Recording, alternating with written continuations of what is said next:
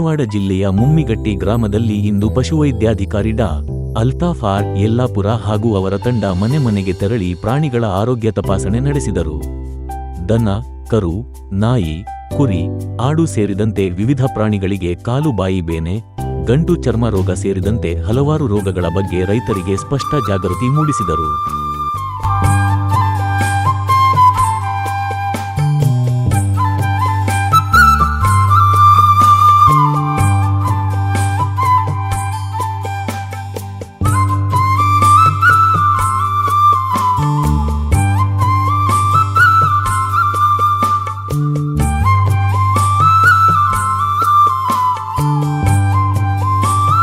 ಇದೇ ವೇಳೆ ರೋಗ ತಡೆಗಟ್ಟಲು ಅಗತ್ಯವಾದ ಲಸಿಕೆ ಮತ್ತು ಇಂಜೆಕ್ಷನ್ ನೀಡುವ ಮೂಲಕ ರೈತರ ಮೆಚ್ಚುಗೆಗೆ ಪಾತ್ರರಾದರು. ಈ ಕಾರ್ಯಕ್ಕೆ ಮೆಚ್ಚುಗೆ ವ್ಯಕ್ತಪಡಿಸಿದ ತಾಲೂಕು ಪಂಚಾಯತ್ ಮಾಜಿ ಅಧ್ಯಕ್ಷರಾದ ದಶರಥರಾವ್ ದೇಸಾಯಿ ಅವರು ರೈತರ ಪರವಾಗಿ ಪಶುವೈದ್ಯರಿಗೆ ಧನ್ಯವಾದಗಳನ್ನು ತಿಳಿಸಿದರು. ಇನ್ನೊಂದೆಡೆ 2030ರೊಳಗೆ ಭಾರತದಲ್ಲಿ ಕಾಲು ಬಾಯಿ ಬೇನೆ ಸಂಪೂರ್ಣ ನಿರ್ಮೂಲನೆ ಮಾಡುವ ಗುರಿ ಹೊಂದಲಾಗಿದೆ ಎಂದು ಪಶುವೈದ್ಯಾಧಿಕಾರಿ ಡಾ. ಅಲ್ತಾಫ್ ಆರ್. ಯಲ್ಲಾಪುರ ತಿಳಿಸಿದ್ದಾರೆ.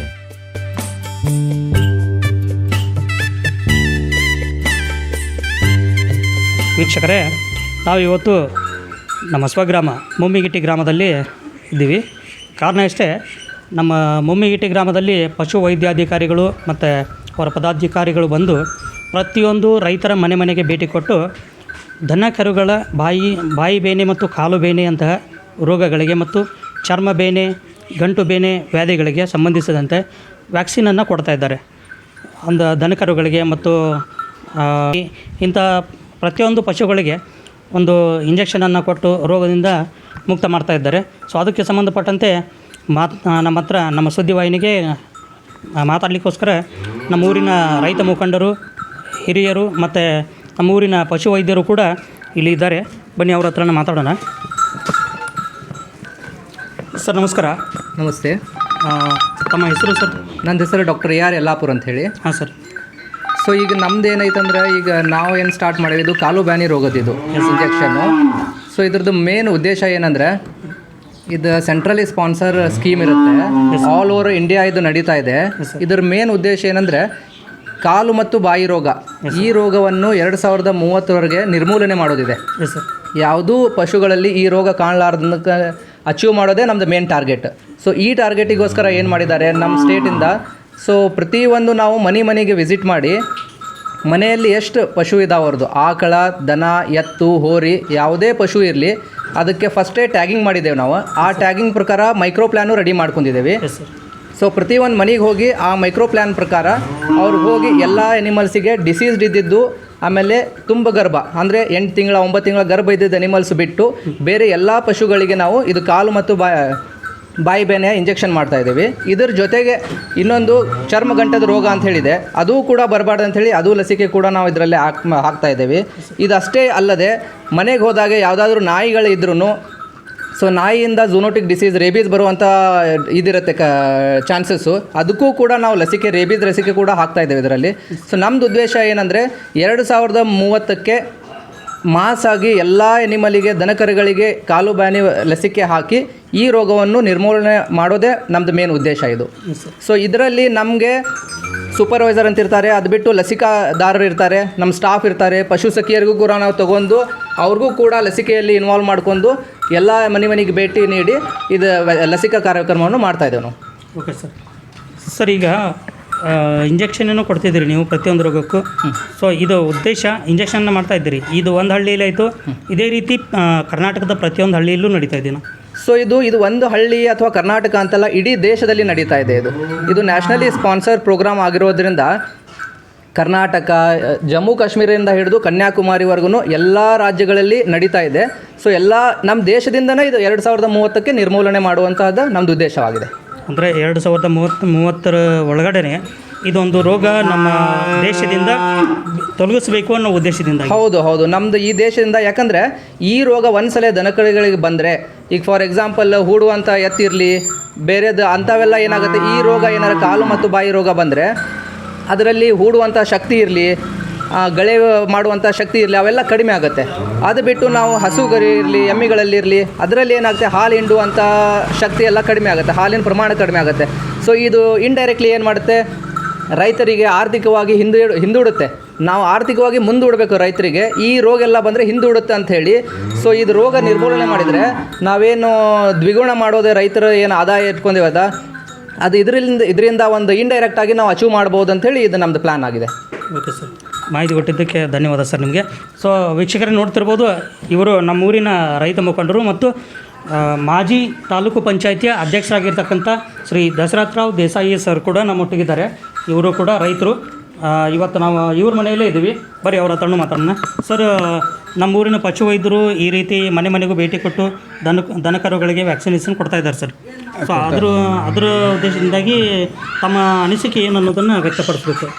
ಅಲ್ಲ, ಈ ಸರ್ಕಾರದಿಂದ ಬರುವಂಥ ಇಂಜೆಕ್ಷನ್ ಕಾಲು ಬ್ಯಾನ್ ಆಯಿತು ಬಾಯಿ ಬ್ಯಾನಿಗೆ ಮಾಡಕ್ಕೆ ಬರ್ತಾರಲ್ಲ, ಆರು ತಿಂಗಳಿಗೂ ಏನು ಬರ್ತಿರ್ತಾರೆ. ಅವ್ರು ಬಂದಾಗ ಪ್ರತಿ ಸಲನೂ ನಾವು ಮಾಡಿಸಿದ್ದೆವು. ಕಾಲು ಬ್ಯಾನ್ ಇದಿರಲಿ, ಚರ್ಮ ರೋಗದ್ದಿರಲಿ, ಏನೇ ಆಗಲಿ ದವಾಖಾನೆ ಉಪಯೋಗ ನಾವು ತೊಗೊಂಡು ಪ್ರತಿ ಸರಿ ಬಂದಾಗೂ ನಾವು ದನಗಳು ಕಾಡ್ತಾವೆ, ಆದರೂ ನಾವು ಇಂಜೆಕ್ಷನ್ ಮಾಡಿಸ್ಕೊತೇವೆ. ಸರ್, ಇಂಜೆಕ್ಷನ್ ಮಾಡ್ತಾಯಿದ್ದಾರೆ ಸರ್. ಬಟ್ ಆವಾಗಿಂದ ಪ್ರತಿ 6 ತಿಂಗಳಿಗೆ ಒಂದು ಸಲ ಬರ್ತಾರಂತ ಹೇಳಿದ್ರಿ ಸರ್. ಸೊ ಈಗ ಪ್ರತಿ 6 ತಿಂಗಳಿಗೆ ಒಂದು ಸಲ ಬಂದು ಇಂಜೆಕ್ಷನ್ ಮಾಡಿದ್ರೂ ಕೂಡ ಇನ್ನೂವರೆಗೂ ಇದೊಂದು ಪಿಡುಗು ಇನ್ನೂ ಇಲ್ಲಿಂದ ನಮ್ಮ ಕರ್ನಾಟಕದಿಂದಾಗಲಿ ಭಾರತದಿಂದಾಗಲಿ ತೊಲಗಿಲ್ಲ ಅನ್ನೋದು ಒಂದು ಸಂದೇಹ. ಸೊ ಅದ್ರ ಬಗ್ಗೆ ಏನು ಹೇಳ್ತೀರಿ? ಇಲ್ಲ, ನಾವು ಪ್ರತಿ 6 ತಿಂಗಳು ಬಂದಾಗ ಅವ್ರೇನು ಇಂಜೆಕ್ಷನ್ ಪ್ರೋಗ್ರಾಮ್ ಅಂತ ನಾವು ಮಾಡಿಸ್ಕೊತೇವಲ್ಲ, ನಮಗೆ ಹೆಚ್ಚಾಗಿ ನಮ್ಮ ದನಗಳಿಗೆ ಇನ್ನೊಬ್ಬರು ದನಗಳಿಗೂ ಹೇಳ್ತಿರ್ತೀವಿ. ಅವ್ರು ಮಾಡಿಸ್ಕೊಳ್ಳೋದಿಲ್ಲ. ಆದರೆ ನಾವು ಮಾಡಿಸ್ಕೊತೀವಿ. ನಮಗಂತೂ ಯಾವ ಆ ಕಾಯಿಲೆ ಬಂದೇ ಇಲ್ಲ. ಅದ್ರ ಪರಿಣಾಮದಿಂದ ನಮಗೆ ಅದರ ತೊಂದರೆ ಆಗೇ ಇಲ್ಲ. ಅಂದರೆ ಪ್ರತಿ 6 ತಿಂಗಳಿಗೊಂದ್ಸಲಿ ಇದು ಇಂಜೆಕ್ಷನ್ ಮಾಡಿಸೋದ್ರಿಂದ ದನಕರುಗಳಿಗೆ ಕಾಲುಬೇನೆ ಬಾಯಿಬೇನೆ ಬರಲ್ಲ. ಬಂದೇ ಇಲ್ಲ, ನಮಗೆ ಬಂದೇ ಇಲ್ಲ. ಕಾಲುಬೇನಿದು ಬಂದಿಲ್ಲ, ಚರ್ಮ ರೋಗದ್ದು ಬಂದಿಲ್ಲ. ಒಟ್ಟು ದನಗಳು ನಾವು ಅಂದರೆ ಆದಷ್ಟು ಒಗಾತಿಯಿಂದ ಇಟ್ಟಿದ್ದೇವೆ. ಹಾಂ ಸರ್. ಸರ್, ಈಗ ತಾವು ಕೂಡ ಮಾಜಿ ತಾಲೂಕು ಪಂಚಾಯತಿಯ ಅಧ್ಯಕ್ಷರಿದ್ದಿರಿ. ಈ ಗ್ರಾಮದಲ್ಲೂ ಕೂಡ ಹಿರಿಯ ಮುಖಂಡರಿದ್ದೀರಿ. ಸೊ ಇಲ್ಲಿ ಪ್ರತಿಯೊಬ್ಬ ರೈತರು ಕೂಡ ಈಗ ಈ ರೀತಿ ಡಾಕ್ಟರ್ಸ್ ಬಂದಾಗ ರೈತರು ಕೂಡ ಸಹಕರಿಸಬೇಕಾಗತ್ತೆ. ಅವರು ಹೇಳಿರುವಂಥ ಮಾತುಗಳನ್ನು ಅವರು ಕೂಡ ಪಾಲನೆ ಮಾಡಬೇಕಾಗತ್ತೆ. ಸೊ ಅದಕ್ಕೆ ಸಂಬಂಧಪಟ್ಟಂಗೆ ತಾವು ಊರಿನ ರೈತರಿಗೆ ಏನಾದರೂ ಹೇಳಿಕ್ಕೆ ಇಷ್ಟಪಡ್ತೀರಿ? ನಾವು ಪ್ರತಿಯೊಬ್ಬರಿಗೂ ಇಂಜೆಕ್ಷನ್ ಮಾಡಿಸ್ಕೊರಪ್ಪ, ಕಾಲು ಬ್ಯಾನ್ ಬಾಯಿ ಬ್ಯಾನ್ ಬರ್ತಾವೆ, ಆ ಚರ್ಮ ರೋಗದ್ದು ಬರ್ತಾವೆ ಅಂತೇಳಿ ಆದಷ್ಟು ಪ್ರೆಷರ್ ಮಾಡಿ ನಾವು 100% ನಾವು ಪ್ರಯತ್ನ ಮಾಡ್ಕ್ಯಾರ ಇಂಜೆಕ್ಷನ್ ಮಾಡ್ಸೋಕೆ ಪ್ರಯತ್ನ ಮಾಡಿಸಿದ್ವಿ. ಅಕಸ್ಮಾತ್ ನಾವು ಮಾಡುವಲ್ಲಿ ಅವರು ತೊಡ್ರ ಮಾಡಿದ್ರು ನಾವಾದರೂ ದನ ಹಿಡಿದ್ಕಾರ ಮಾಡಿಸ್ಕೊಂಡಿದ್ದೇವೆ. ಅವ್ರು ಮಂದಿ ಜನಗಳು ಸರಿಯಾಗಿ ಮಾಡಿಸಿದ್ದೇವೆ, ನಾವು ಮಾಡಿಸ್ಕೊಂಡಿದ್ದೇವೆ, ಮಂದಿಗೂ ಸಹಕಾರ ಕೊಟ್ಟೆವು. ಸರ್, ಈಗ ಇದು ಪ್ರತಿಯೊಂದು ಮನೆಗೂ ಡಾಕ್ಟರ್ಸ್ ಬಂದು ದನಕರುಗಳಿಗೆ ಈ ರೀತಿ ವ್ಯಾಕ್ಸಿನೇಷನ್ ಕೊಡ್ತಾ ಇದ್ದಾರೆ. ರೈತರ ಮನೆಗೆ ಭೇಟಿ ಕೊಡ್ತಾ ಇದ್ದಾರೆ. ರೈತರಿಗೆ ಇವಾಗ ಒಂದು ರೈತರಿನ ಬಾಯಿಂದ ಕೇಳಿ ಬರ್ತಕ್ಕಂಥ ಸಮಸ್ಯೆ ಏನಂದರೆ, ನಾವು ಡಾಕ್ಟರ್ಸ್ ಬರಲಿ ನಾವು ಸಹಕಾರ ಕೊಡ್ತೀವಿ. ಬಟ್ ಏನಂದರೆ ಈಗ ಬಂದು ಅವರು OTP ಎಲ್ಲ ಕೇಳ್ತಾ ಇದ್ದಾರೆ ಇತ್ತೀಚೆಗೆ. ಆ OTP ಕೊಡೋದ್ರಿಂದಾಗಿ ನಮ್ಮ ಅಕೌಂಟಲ್ಲಿರ್ತಕ್ಕಂಥ ಹಣ ಇದು ಬೇರೆಯವ್ರ ಪಾಲಾಗತ್ತೆ ಅನ್ನೋದು ಒಂದು ಸುಳ್ಳು ವದಂತಿ ಕೂಡ ಹಿಂದೆ ಇದೆ. ಆ ರೀತಿ ಸಾಕಷ್ಟು ಆಗಿದ್ದಾವೆ. ದುಡ್ಡು ಎಷ್ಟೋ ಬೇಕಾದಷ್ಟು ದುಡ್ಡು ಹೋಗಿದ್ದಾವೆ. ಯಾಕಂದರೆ ರೈತರಿಗೆ ಕೆಲವೊಂದಷ್ಟು ಜನ ಜ್ಞಾನವಂತರು ಇರ್ತಾರೆ, ಕೆಲವೊಂದಷ್ಟು ಜನ ಹಳ್ಳಿಗಳಲ್ಲಿ ಅಷ್ಟು ಶಾಲೆ ಕಲ್ತಿರೋರು ಇರೋದಿಲ್ಲ. ಯಾಕಂದರೆ ಅವರಿಗೂ ಅಷ್ಟು ತಿಳುವಳಿಕೆಯೂ ಇರೋದಿಲ್ಲ. ಹಾಗಾಗಿ ಸೊ ಅದಕ್ಕೆ ಸಂಬಂಧಪಟ್ಟಂಗೆ ಈ OTP ಬಗ್ಗೆ ಬಂದಿರತಕ್ಕಂಥ ಸುದ್ದಿ ಬಗ್ಗೆ ತಾವೇನು ಹೇಳ್ತೀರಿ? ಈಗ ನಾವು ವಿಷಯಾಗ OTP ಕೇಳ್ತಾರೋ, ನಾವು ಕೊಡೋದಿಲ್ಲ, ನಮಗೆ ಇಂಜೆಕ್ಷನ್ ಮಾಡಬೇಡ ಹೋಗ್ರಿ ಅಂತ ನಾವು ಹೇಳ್ತೇವೆ ಅಂತ ಅನ್ನಕತ್ತಿರ್ತಾರೆ. ಆದರೆ ನಮ್ಮಂಥವ್ರು ಕಲ್ತವ್ರು ನಾವು ಏನು OTP ಸಮಸ್ಯೆ ಬರೋದಿಲ್ಲ ಅಂತ ನಾವು ಕೊಡ್ತೀವಿ, ನಾವು ಬಂದಿದ್ದನ್ನು ಹೇಳ್ತೇವೆ. ಆದರೆ ಮತ್ತೊಬ್ಬರು ಬಂದರೂ ಹೇಳೋದಿಲ್ಲ, ಅವರು OTP ಬ್ಯಾಡ ಹೋಗ್ರಿ ಅಂತೇಳಿ ಹೇಳ್ತಾರೆ. ಅದಕ್ಕೆ OTP ಸಮಸ್ಯೆ ಅದನ್ನು ಸರ್ಕಾರ ಬಂದ್ ಮಾಡ್ಬೇಕಂತ ನನ್ನ ಅಭಿಪ್ರಾಯ. ಓಕೆ ಸರ್, ಮಾಹಿತಿ ಕೊಟ್ಟಿದ್ದಕ್ಕೆ ಧನ್ಯವಾದ ಸರ್ ನಿಮಗೆ. ಸರ್, ನಮಸ್ತೆ. ತಮ್ಮ ಹೆಸರು ಸರ್? ಕಿರಣ್ ತಳವಾರ ಅಂತ. ತಾವು ಕೂಡ ಇಲ್ಲಿ ಮುಮ್ಮಿಗಿಟ್ಟಿ ಹಿರಿಯ ಪಶುವೈದ್ಯಾಧಿಕಾರಿ. ಸೊ ತಾವೇನು ಹೇಳಲಿಕ್ಕೆ ಇಷ್ಟಪಡ್ತೀರಿ ಸರ್ ಈ ವಿಷಯಕ್ಕೆ ಸಂಬಂಧಪಟ್ಟಂಗೆ? ಏನಿಲ್ಲ, ವ್ಯಾಕ್ಸಿನೇಷನ್ ಇದು 6 ತಿಂಗಳಿಗೆ ಒಂದು ಸತಿ FMD ವ್ಯಾಕ್ಸಿನ್ ಅಂತ ಬರ್ತಿರ್ತೈತಿ. ಇದು ಕಾಯಂ ವ್ಯಾಕ್ಸಿನ್ ಮಾಡಿಸ್ಕೊತ ಹೋದ್ರೆ ಇದು ಒಂದು 5 ವರ್ಷಕ್ಕೆ 2030ಕ್ಕೆ ಎರಡಿಕೇಟೇ ಆಗ್ಬಿಡ್ತೈತಿ. ಹಾಗಾಗಿ ಕೆಲವೊಬ್ಬರು ಗಬ್ಬಿರ್ತೈತಿ, ಆಮೇಲೆ ಸಣ್ಣ ಕರ ಇರ್ತಾವೆ, ಹಿಂಡ್ತಾವೆ ಅಂಥೇಳಿ ಸುಮ್ಮನೆ ಅವ್ನು ಮಾಡಿಸೋದಿಲ್ಲ, ಬಿಡೋದಿಲ್ಲ. ಅದರಿಂದ ಔಟ್ಬ್ರೇಕ್ ಆಗಿತ್ತು. ಒಬ್ಬರು ರೆಗ್ಯುಲರ್ ಮಾಡಿಸ್ಕೊತಿದ್ದಾರೆ, ಅದರಿಂದ ಬೇರೆದವ ಒಬ್ಬ ಬಿಟ್ಟಿರ್ತಾನೆ. ಅವಕ್ಕೆ ಬಂತಂದ್ರೆ ಇವಕ್ಕೂ ಹಬ್ಬ ಚಾನ್ಸ್ ಇರ್ತೈತಿ. ಈಗ ರೆಗ್ಯುಲರ್ ಕಂಟಿನ್ಯೂ ಮಾಡಿಸ್ಕೊಂಡ್ರೆ ಎಲ್ಲರೂ ಇದು ರೋಗನ ಹೋಗ್ಬಿಡ್ತೈತಿ. ಅಂದರೆ ನೀವು ಹೇಳ್ತಾ ಇರೋದು ಇದು ಒಂದು ರೀತಿ ಸಾಂಕ್ರಾಮಿಕ ರೋಗದ ರೀತಿ ಅಂತ? ಇದು ವೈರಲ್ ಡಿಸೀಸ್ ರೀ. ಹಾಗಾಗಿ ಒಬ್ರಿಗಿಂತ ಒಂದು ಹಬ್ಬದ. ಓಕೆ, ಮಾಹಿತಿ ಕೊಟ್ಟಿದ್ದು ಧನ್ಯವಾದ ಸರ್. ಅದೇ ರೀತಿ ತಾವು ಪ್ರತಿಯೊಂದು ಹಳ್ಳಿಯಲ್ಲಿ ಮನೆಗೂ ಭೇಟಿ ಕೊಟ್ಟು ದನಕರುಗಳಿಗೆ ವ್ಯಾಕ್ಸಿನೇಷನ್ನ ಕೊಡ್ತಾ ಇದ್ದೀರಿ. ಸೊ ಅದಕ್ಕೆ ಸಂಬಂಧಪಟ್ಟಂತೆ ಡೀಟೇಲ್ಸು ಕೂಡ ತೊಗೋತಾ ಇದ್ದೀರಿ. ತಾವೇನು ಈಗ ರೈತ ಮುಖಂಡರಿಗೆ ಮತ್ತು ರೈತರಿಗೆ ತಾವು ಈ ವಿಷಯಕ್ಕೆ ಸಂಬಂಧಪಟ್ಟಂಗೆ ತಾವೇನು ಹೇಳಲಿಕ್ಕೆ ಇಷ್ಟಪಡ್ತೀರಿ?